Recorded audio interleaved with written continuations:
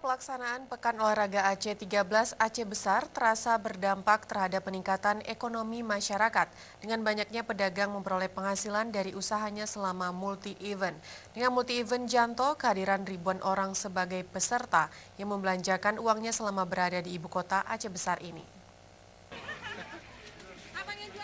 Para pedagang kaos kecipratan penghasilan dari usaha karena para atlet memanfaatkan waktu luang untuk berbelanja souvenir seperti kaos bersablon. Souvenir sebagai oleh-oleh untuk keluarga dan sahabat atau sekedar kenang-kenangan telah mengikuti event 4 tahunan tersebut. Penyelenggaraan PORA ke-13 tahun 2018 di ibu kota Kabupaten Aceh Besar mampu menyumbang pendapatan yang cukup signifikan bagi para pedagang kecil seperti kaos sablon ini. Souvenir, makanan dan minuman baik di kawasan Janto Sport City, pemundokan atlet hingga ke lokasi pertandingan.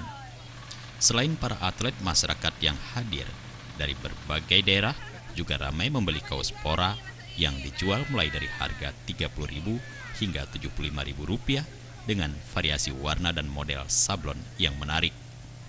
Tim Liputan Aceh TV.